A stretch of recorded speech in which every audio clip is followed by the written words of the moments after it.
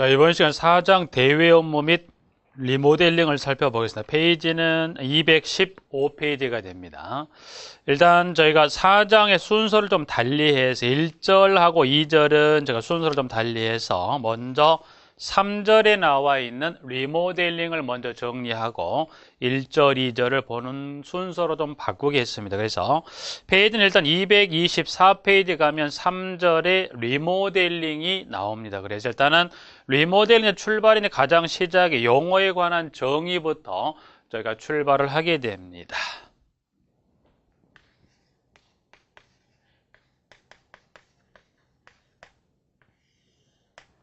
자, 리모델링이다 해서 이제 보시면 이 리모델링 일단은 뭐 용어에 관한 정의. 그러면 리모델링은 뭘 말하냐 그래서 일단은 보면 지문에 나와 있는 지문에 건축물의 노후와 억제 또는 기능 향상 등을 위한 다음에 어느 하나에 해당하는 행위를 말합니다. 그래서 일단 1번하고 1, 2, 3번인데 여기 리모델링에서 허용되는 정의상에 등장하는 것은 여기는 외부 형태나 구조를 변경하거나 증설하는 대수선과 그리고 몸집을 불리는 저희가 중축이 가능하다 해서 리모델링은 대수선을 수반한 리모델링 또는 중축을 수반하는 리모델링에서 두 가지 중에 하나에 해당되는 저희가 리모델링이 가능한데 일단 여기서 그러면 일단 양갈 1번은 대수선은 영어만 그대로 영어 대수선에 대해서 리모델링은 해서 일단 양갈 1번 대수선. 그럼 저희가 여기 리모델링에 좀 하나 주의하면서 정리할 부분들의 내용은 여기 나와 있는 지문 중에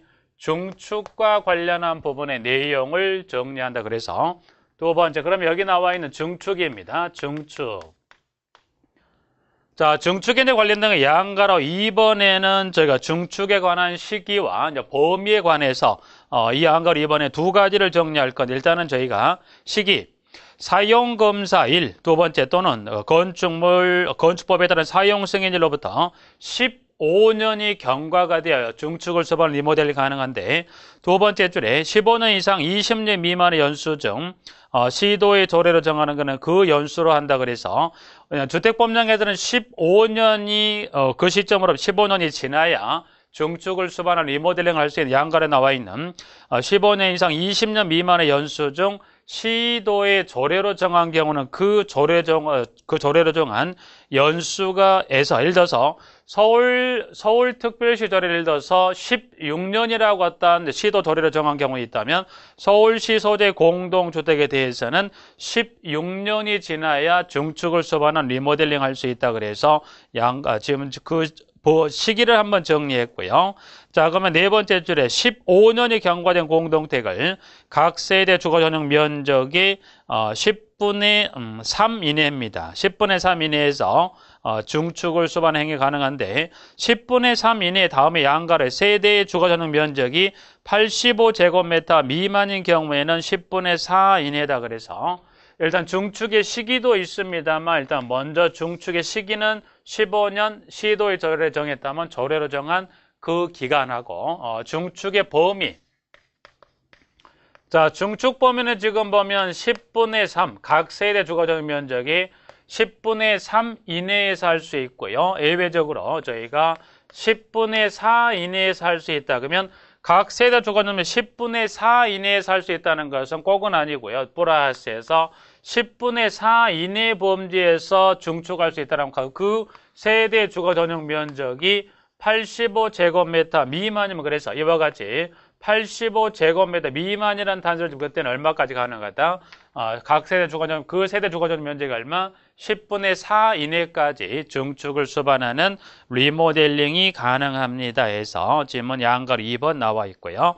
3번은 지금 두 가지입니다. 세대수 증가를 수반하는 리모델링이 가능합니다. 그래서 저희가 이에 따른 각 세대 중축 가능 면적을 합산한 면적 범위에서 기존 세대수의 100분의 15 이내에서 세대수를 증가하는 중축이 가능하다. 그래서 여기는 기존 세대수 증가, 여기는 세대수 증가입니다. 세대수 증가를 수반하는 리모델링 가능한데 기존 세대수에 지금 보시면 제가 100분의 15 이내, 그래서 100분의 15 이내에서 세대수를 늘릴 수, 예를 들어서 1000세대의 공동체 세대수를 늘릴 수 있는 것은 그중에 150세대까지는 세대수를 증가할 수 있다. 그래서 100분의 15 이내에서 세대수를 증가하는 증축이 가능합니다. 다만 수직으로 증축하는 행위는 다음의 요건을 모두 충족한다. 그래서 수직으로 증축한다는 건 무슨 이야기죠? 여기는 수직 증축이에요.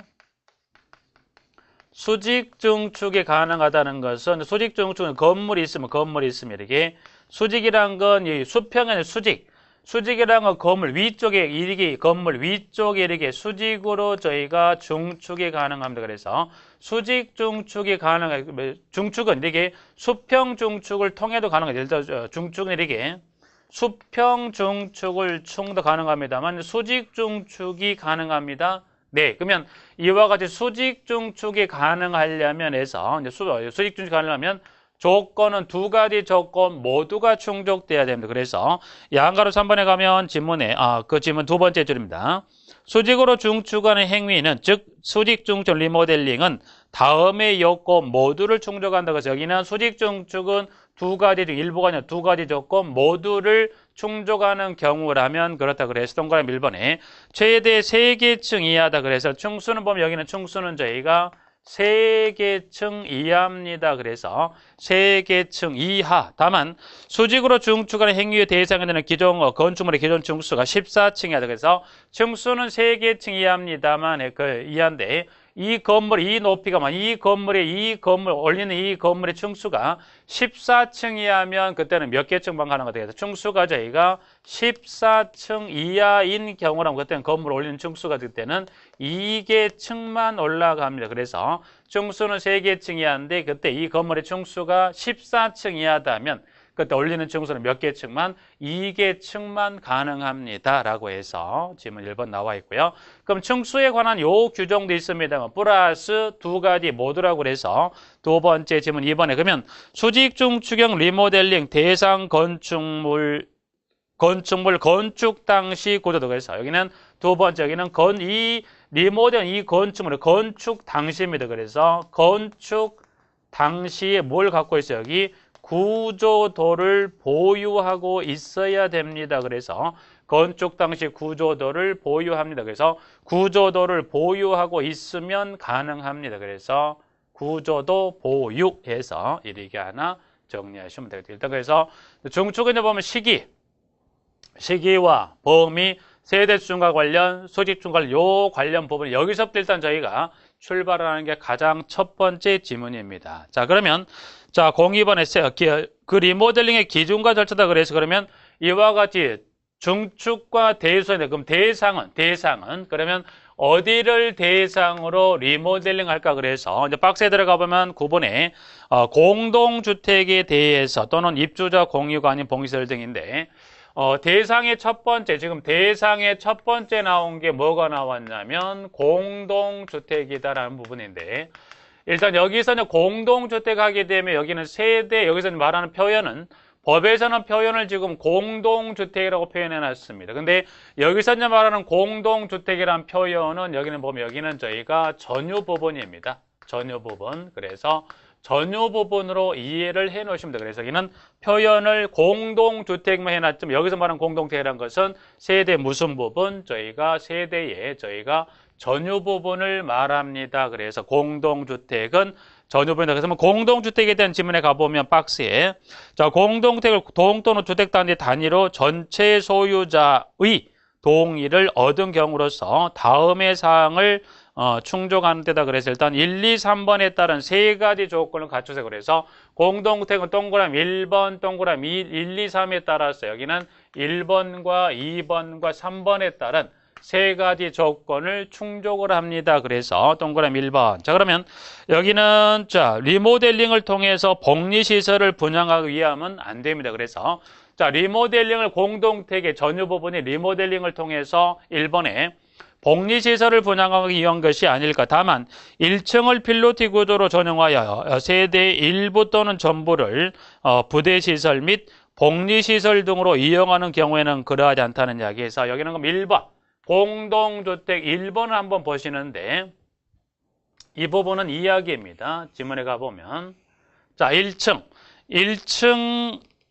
그래서 1층, 이 1층을 필로티 구조, 필로티 1층을 이와 같이 1층을 여기를 저희가 필로티 구조입니다. 1층을 필로티 구조로 전용했다. 그러면 누군가는 살고 있었던 이 1층의 일정세, 전부 또는 일부니까 전부다면 일부라면 해서 전부 또는 일부를 필로티 구조로 전용했어요. 그래서 이 필로티 구조로 전용한 이 부분을 부대시설 또는 저희가 복리시설 중에 이 복리시설 중의 어느 하나의 용도로 이용했다. 그래서 부대시설 또는 복리시설 중의 어느 하나의 용도로 이용했다. 그래서 그런 경우라면 그렇다. 그래서 그러면 1층의 일부 또는 전부, 여기는 1층이면 이 부분, 1층 이 부분에서 1층의 전부가 됐던 또는 일부가 됐던, 그래서 전부 또는 일부를 필로티 구조로 전용을 해서 부대 또는 복리시설로 이거를 전용했다. 그러면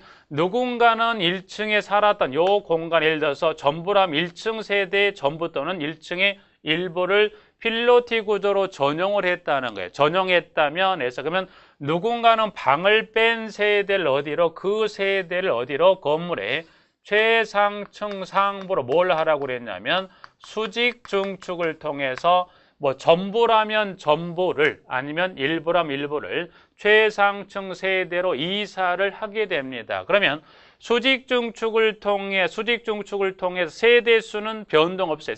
수직 중축했다면 세대수 변동은 없습니다.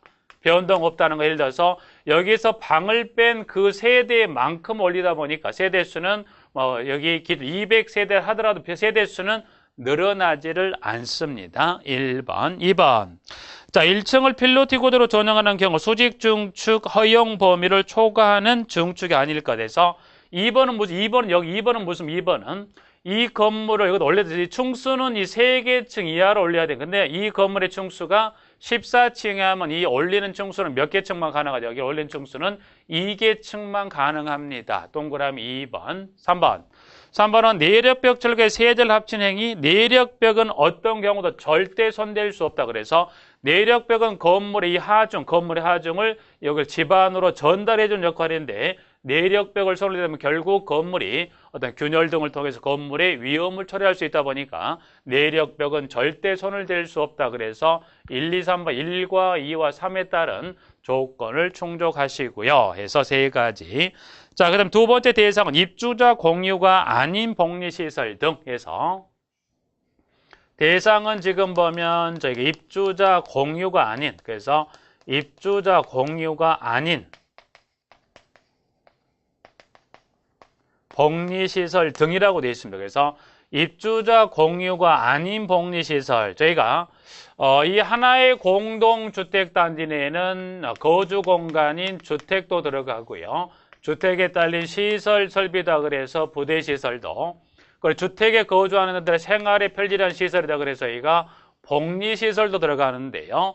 저희가 이제 복리시설은 이 주택단지 내 이 주택에 거주하는 자들의 편리다 그래서 입주자 또는 사용자 생활의 편리에 설치하는 시설인데, 복리시설은 지금 저희가 종류가 2가지입니다. 방금 봤던 입주자 공유가 아닌이라고 그랬어요. 입주자 공유가 아니라는 의미는, 그래서 공유란 이야기는, 공유란 것은 공동 소유가 아닌, 그러면 복리시설은 입주자 공유인, 공동 소유인 복리시설도 있고 지금 나와 있는 공유가 아닌 복리시설도 있다 그래서, 그러면 복리시설은 2가지다. 입주자 공유인 그리고 공유가 아닌. 그래서 입주자 공유인 그리고 공유가 아닌인데, 보통 복리시설 입주자 공유인 복리시설, 그럼 공유인 복리시설이 있다 그러면 공유인과 가면, 예를 들면 여기는 뭐 경로당이 있을 수, 경로당이나 어린이 놀이터나 그다음에 주민운동시설, 공동시설 등의 여러 가지 공유인 복리시설이 있지만, 공유 아닌 복리시설이라는 것은 주택단지 여러분이 여기서 공유 아닌 복리시설, 여기는 여러분이 아파트 단지 내에 있는 상가를 기억하십니다. 그래서 공유 아닌, 지금 나와 있는 공유 아닌 복리시설 하기, 복리시설 하게 되면 아파트 단지 내 여러분이 상가를 생각하시면 되는데, 근데 등이 하나 붙었다는 건 아파트 상가 외로 하나가 더 있다는 의미에서 여기는 등이라는 게 쭉 설명해 가면서 내용을 좀 더 보완 설명해 드리죠. 일단은 그래서 공유 아닌 복리시설이라 하면 아파트 단지 어디 생각하시면 된다? 아파트 단지 상가. 그러면 아파트 단지 내에 있는 그 상가도 대수선 또는 중축을 수반한 리모델링이 가능합니다. 그래서 지문. 사용검사를 받은 후 10년 이상의 기간이 경과된 복리시설을 리모델링, 양거로 가보니까 중축, 그러면 입주자 공유가 아닌 복리시설 등도 대수선을 수반하는 중축을 수반하는 리모델링 가능한데, 양거로 가보니까 중축은 사용검사를 받은 후 15년 이상의 기간이 경과된 공동주택 리모델링과 동시에 하는 경우에 하나다. 그래서 여기는 공유 아닌 복리시설 등에 있어서 중축입니다. 여기도 대수선과 중축이 가능한데, 복리시설 등도 대수선과 중축인데, 대수선은 혼자 가능하고 단독으로, 공유 아닌 복리시설 등이 단독으로 시행이 가능합니다만, 여기 복리시설 등에 있어서 중축은 여기는 단독이 아닌 공동주택입니다. 공동주택과 여기 동시에 한다고 했어요. 동시에 가능하다고 했어요. 그러니까 공유하는 복리시설 등의 중축은 단독으로 할 수 있다? No. 15년 이상의 기간이 경과된 공동주택과 동시입니다. 공동주택과 동시에 하는 경우만 가능하다. 그래서 공동주택과 동시에 하는 경우만 가능하다 해서, 그러면 동시에 하는 경우 아니면 그러면 단독으로는 절대 시행할 수 없다. 뭐는? 중축은. 그래서 중축은 혼자는 못합니다. 그래서 봐두시고요. 동시에 하는 경우에 하나며 기존 건축물 연면적 합계 10분의, 그러면 중축은 그러면 중축 범위는 공유하는 복리시설 등에 있어 중축 범위는, 여기는 중축 범위는 지금 보시면 기존 건축물 연면적이죠. 기존 건축물 연면적 합계에 플러스 얼마? 저희가 10분의 1 범위 내에서 중축을 수반하는 리모델링 하는데, 그래서 여기서 지금 연면적 합계 10분의 1은 여기는 표현은 여기는 연면적 10분의 1 해놨지만, 여러분이 연면적 합계 10분의 1이라 하면 여기는 아파트 단지는 여러분 방금 소개했던 상가는 여기서 말하는 10분의 1이라는 건 여러분이 공동주택, 예를 들었던 아파트 단지 내에 있는 상가는 리모델링, 중축을 수반한 리모델링 가능한데, 그때 아파트 단지 내 상가의 면적은 중축 범위는 기존 건축 연면적 10분이랑 무슨 말? 연면적이랑 무슨 말이죠? 연면적 하나의 건물이 있으면 아파트 단지 내 아파트 상가는 층수가 높아봐야 2층에서 3층을 넘어가는 게 많진 않아요. 그래서 아파트 단지 내 상가가 중축이 가능하다. 이 건물 1층과 2층, 3층에서 이 1, 2, 3층 면적을 모두 더한 걸 저희가 연면적이라고 해요. 그러면 연면적 합계에 저희가 10분의 1 범위 내에서 중축을 수반하는 리모델링이 가능합니다 해서 요거 하나 봐두시고요. 자, 그러면 연면적 합계 10분의 1 이내이어야 하고, 중축 범위는 저희가 건축 법령에 따른다 해서 양가로 닫고 하고자 하는 경우로서 복리시설의 전체 소유, 그러니까 입주자 공유가 아닌 복리시설 등에 있어서는 리모델링 하고자 할 때는 대수선을 수반하든 또는 중축을 수반하든 복리시설 전체 소유자 동의가 있어야 된다. 그래서 전체 소유자 동의를 얻은 후 구조 안전에 지장이 없다고 시장건설국장 인정하는 때에 나와 있고요. 그런데 다만 지금 여기 밑에 두 번째 줄에 다만에서 지금 나오는데요. 저희가 상가는 지금 보면 상가는 아파트 상가도 있습니다만 이와 같이 중축 범위를 물었을 때 단서를 줍니다. 단서를 준다는 건 어떻게 단서를 줍니까? 보고자 하는 지금 이어지는 질문에 다만 주택과 주택 외의 시설을 동일 건축물로 건축한 경우에 주택 외의 시설은 해서 이와 같이 단서를 준다. 그래서 주택과 주택 외의 시설을 동일 건축물로 건축한 경우에 주택 외의 시설은, 그래서 여기 단서는 방같이 여기서 말하는 단서는 지금 어디를 말하는 거예요? 여기는 아파트 상가가 아니라 여기서 말하는 단서는, 여기는 지금 말하는 단서에 따른 대상은 여기는 주상 복합 건축물이에요. 그래서 하나의 건물에 주거용과 상업용이 혼재됐을 경우, 이때에 여기서 말한 주택외라는 것은 그 주상복합 건축물 내에 있는 이 상가도 중축을 수반한 리모델링이 가능하다. 그래서 여기서 이제 보실 것은 중축 범위는 저희가 두 가지를, 여러분이 여기서 이제 중축 범위라는 것은, 중축 범위는 이 공유 아닌 복리시설 등의 중축 범위는 여러분이 두 가지 중축 범위를 기억하시는데 첫 번째, 아무 이야기가 없었을 때 연면적 합계 10분의 1이란 거 어디예요? 아파트 단지 내 상가를 기억하시면 돼요. 이와 같이 두 번째, 단서를 줬다는 것은 지금 주상복합 건축물의 이 상가용 여기도 중축을 수반하는 리모델링 하는 거라서 이와 같이 단서를 주었을 때 하고 중축의 범위는 다릅니다. 그러면 여기 이 주상복합의 중축 범위는 어떻게 된가요? 그래 질문해 봤더니 뭐라고 돼 있냐? 마지막 부분이죠. 주택 외 시설은 주택의 중축 면적 비율의 범위 안에서 중축할 수 있다라고 돼 있어요. 그건 무슨 말입니까? 이 아파트 상가는 연면적 합계 10분의 1이라고 했죠. 만약에 주상복합의 상가라고 좀 이때는 주택의 이때 표현이 뭐라고 돼 있어요? 이때는 주택의 중축 면적 비율 범위 안에서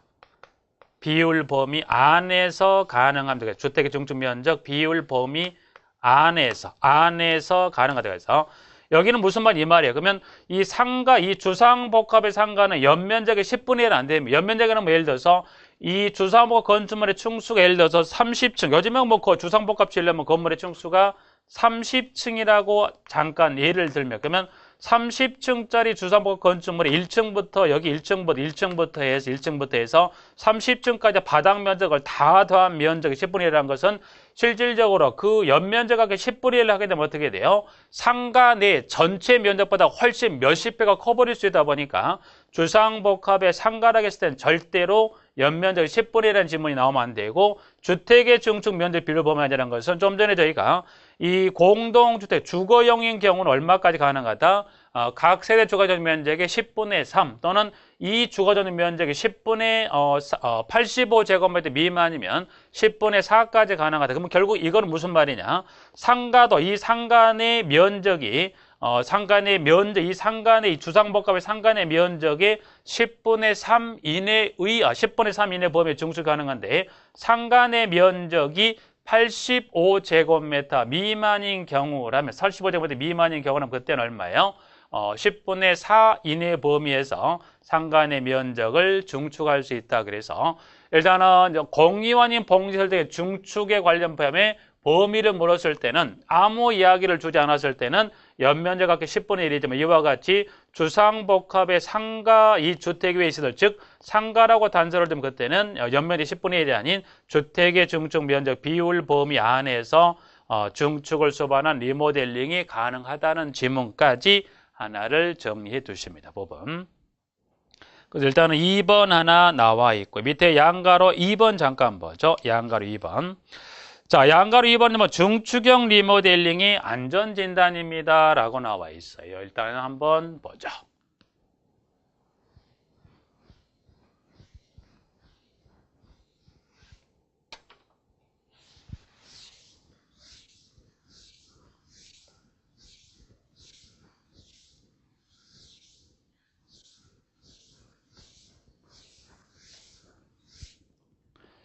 자, 양가로 2번에 중축형 리모델링의 안전진단입니다.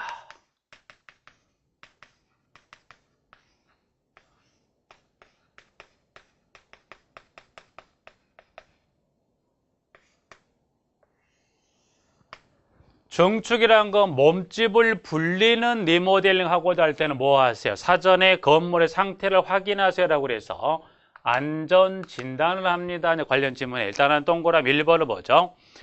중축형 리모델링 하려는 자는 누구에게 안전진단 요청합니까? 시장 군수구청장이 안전진단 요청한다. 그래서 일단 안전진단을 요청합니다. 누구에게 요청한다? 이때는 저희가 시장 군수구청장에게 안전진단을 요청합니다. 그러면 요청받은 시장 군수구청장이 안전진단을 의뢰하는 의뢰기관은 그러면 요청은 이쪽으로 했고요. 요청받은 시장 군수구청은 기관은 보면 저희가 세 가지 중의 어느 하나 해당되는 기관을 선택해서 의뢰한다. 그래서 동그라미 지문 2번에 시장군수구청장 안전진단을 실시하는 경우에는 세 가지입니다. 안전진단 전문기관, 한국시설안전공단, 한국건설기술연구원의 안전진단을 의뢰하며 플러스 그러면 방금 봤던 안전진단 전문기관에서부터 한국건설기술연구원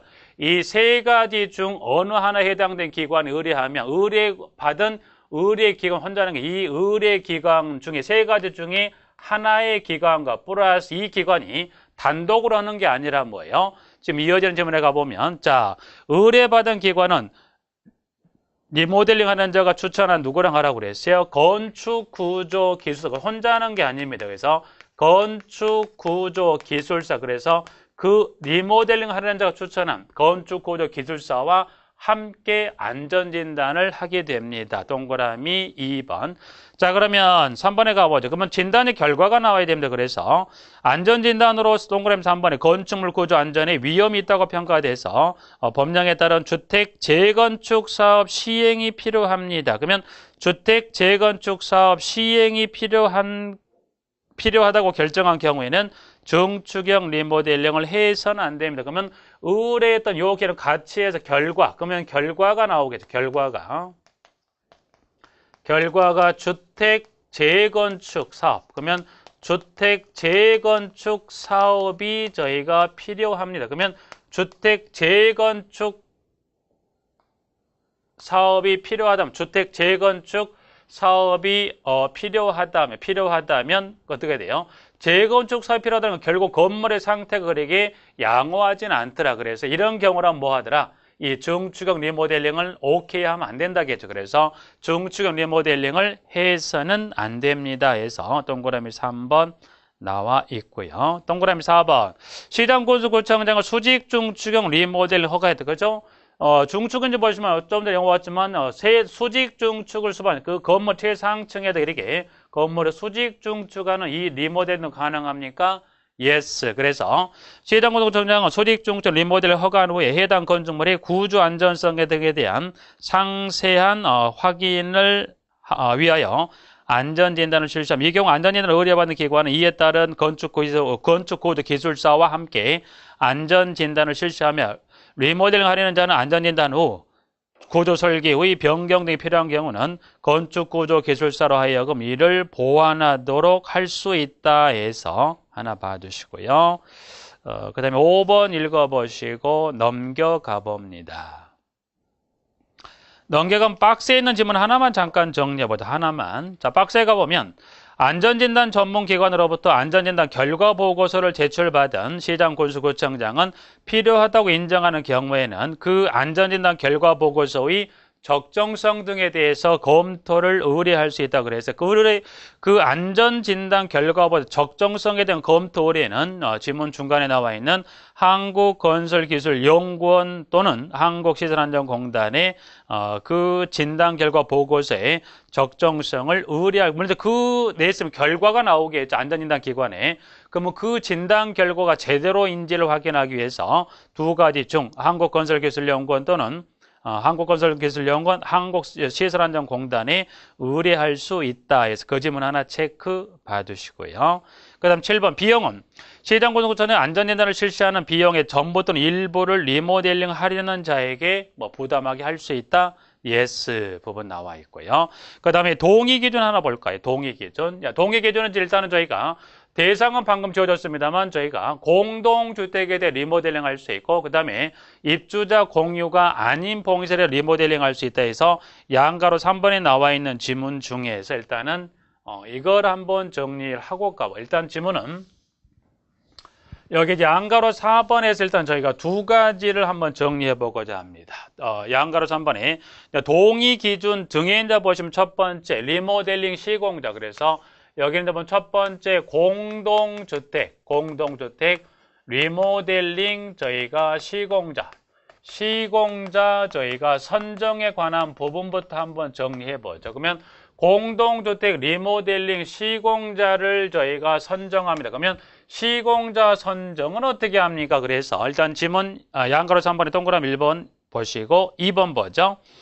자, 일단은 2번은 설립인가를 받은 리모델링 주택조합의 총회. 그래서 리모델링 주택조합이 그 시공자를 선정하는 게 아니고요. 리모델링 주택조합의 총회를 열어서 시공자를 선정합니다. 그래서 리모델링 주택조합의 총회 또는 소유자 전원의 동의를 받은 입주대표회의에서 건설업자 또는 건설업자를 보는 등록 사업자를 시공자로 선정한다 해서 일단 2번은 누가 선정합니까? 리모델링 주택조합의 총회 또는 입주대표회의, 소유자 전원의 동의를 받은 입주대표회의에서 시공자를 선정한다. 그러면 시공자 선정은 그럼 시공자 선정하는 방법. 시공자 선정은 어떤 방법을 통해 시공자를 선정할까요? 그래서 동그라미 지문 3번. 시공자를 선정하는 경우는 장관이 정하는 경쟁 입찰의 방법입니다. 그래서 방법이란 것은 국토교통부 장관이 정하는 저희가 국토교통부 장관이 정하는 저희가 경쟁 입찰의 방법으로 합니다. 그래서 경쟁 입찰의 방법으로 리모델링 시공자를 선정한다. 그런데 꼭 경쟁 입찰의 방법으로 꼭 하는 건 아니다. 그러면 예외적으로 경쟁 입찰의 방법을 하는 것 1번. 원칙은 장관이 정하는 경쟁 입찰의 방법 하는 게 원칙이지만 예외적으로 지금 나와 있는 경쟁 입찰이 아닌 방법으로 입찰의 방법이 아닌 다른 방법을 할 때 그러면 안 하려면 어떤 조건이냐 그래서 지문 이어지는 지문에 동그라미 4번이죠. 4번에 시공자 선정을 위해서 2회 이상 경쟁 입찰을 했으나 그래서 이에서 원칙은 그렇지만 얘도 안 하려면 2회 이상 그래서 2회 이상 경쟁 입찰을 했으나 지금 이어지는 지문에 가보면 2회 이상 경쟁 입찰을 했으나 입찰자에서 입찰 들어온 사람 한 명이나 아예 없다는 거예요. 입찰자가 한 명이나 아예 없다는 경쟁 입찰 자체가 안 되다 보니까 이때는 어떻게 되더라?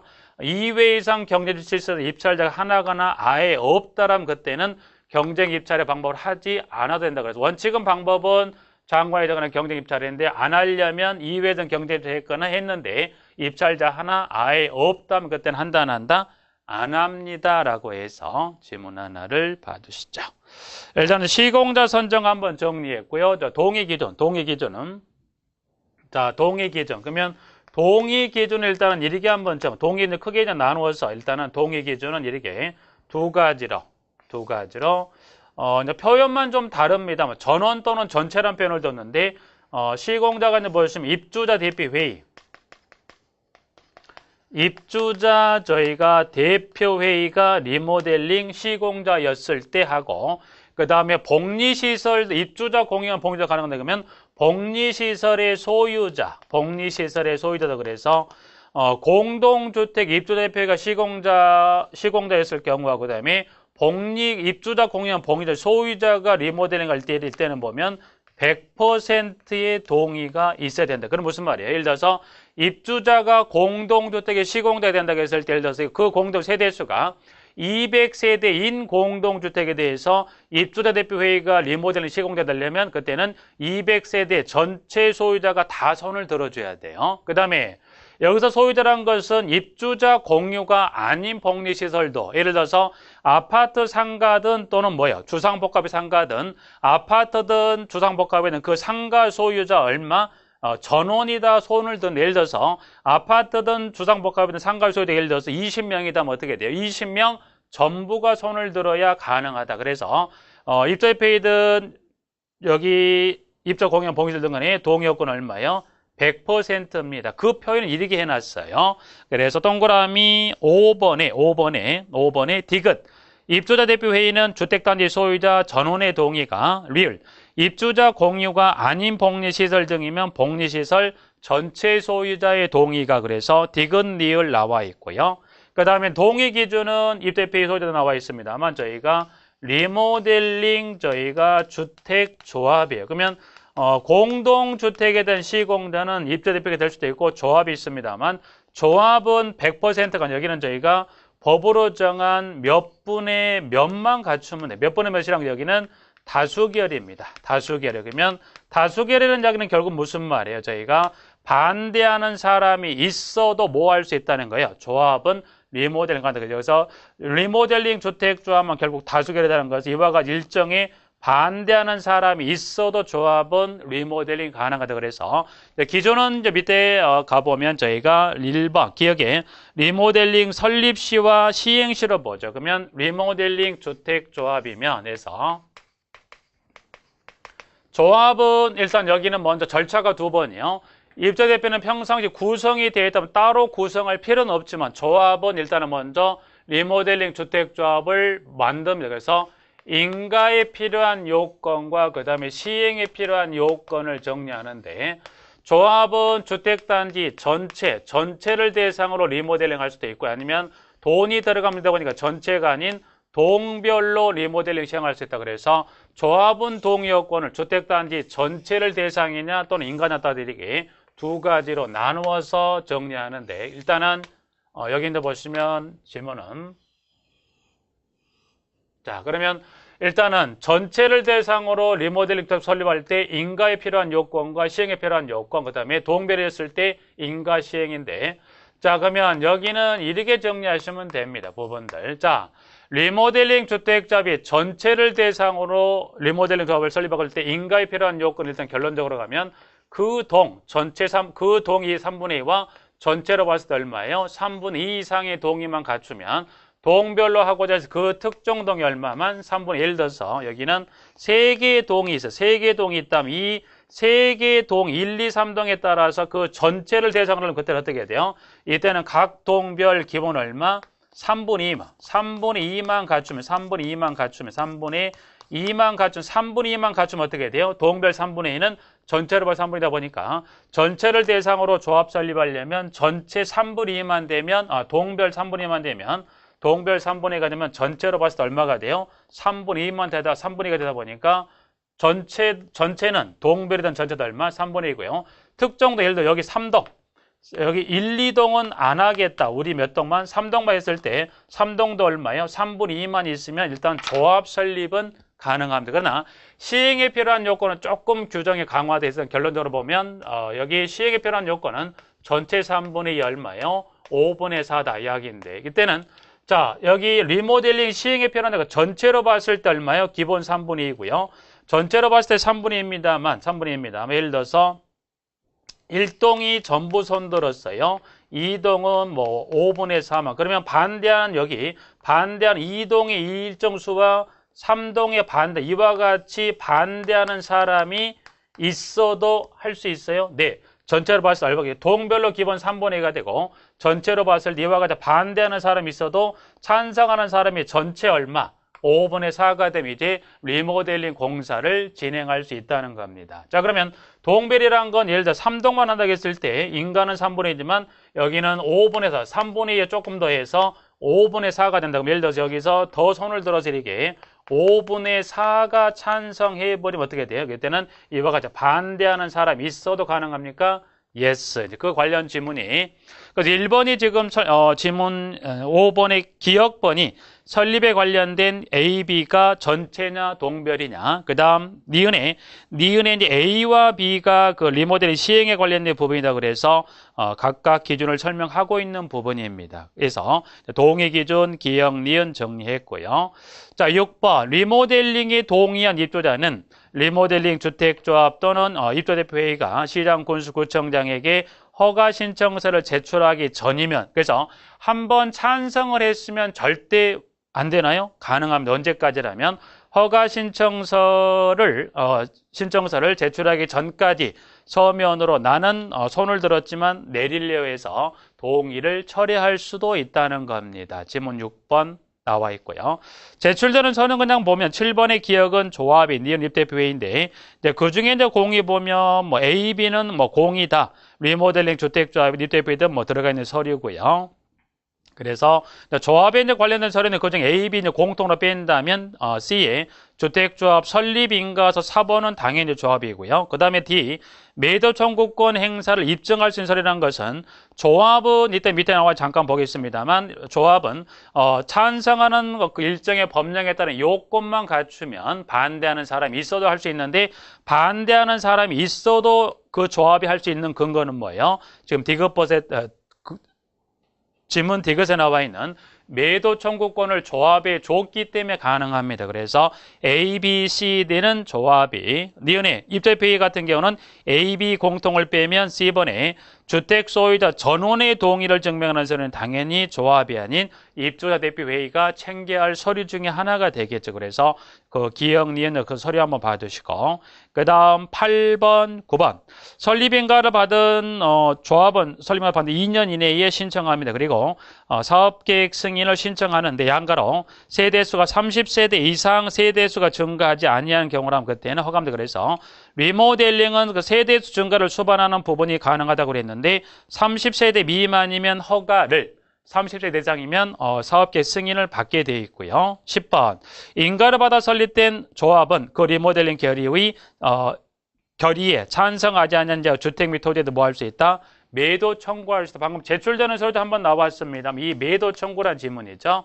매도 청구란 자체는 뭐예요? 반대하는 사람에 대해서 조합이 의사표시한 자체가 법률관계 성립되는 걸 말하죠. 그래서 이 매도 청구권을 주었기 때문에 조합이 전체로 봤을 때 동별이든 전체든 약 80%의 찬성만 있으면 가능하다는 거예요. 반대하는 사람이 있어도 약 얼마? 이제 80이니까 약 뭐 20%가 반대를 해도 조합은 매도 청구권 행사에서 뭐 리모델링 시행에 가능하다는 겁니다. 그래서 지문 10번까지 정리를 하고 이번 시간을 마치도록 하겠습니다.